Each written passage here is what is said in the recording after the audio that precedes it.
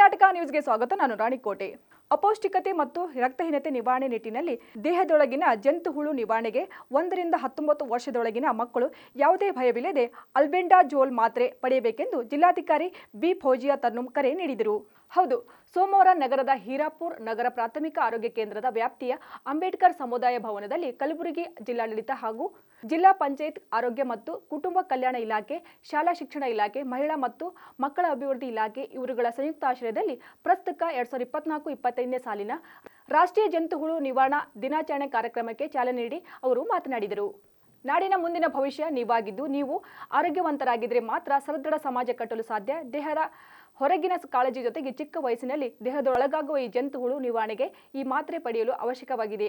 ಪ್ರತಿ 6 ತಿಂಗಳಿಗೊಮ್ಮೆ ಈ ಮಾತ್ರೆ ಸೇವಿಸಬಹುದಾಗಿದೆ ಎಂದು ಅವರು ಶಾಲೆಯಿಂದ ಮನೆಗೆ ಹೋದ ಮೇಲೆ ಕೈಕಾಲು ಸರಿಯಾಗಿ ಸ್ವಚ್ಛ ಮಾಡಿಕೊಳ್ಳಬೇಕು, ಮನೆ ಸುತ್ತ ಉತ್ತಮ ಪರಿಸರ ಇರುವಂತೆ ನೋಡಿಕೊಳ್ಳಬೇಕೆಂದು ಮಕ್ಕಳಿಗೆ ಸ್ವಚ್ಛತೆಯ ಪಾಠ ಮಾಡಿದರು.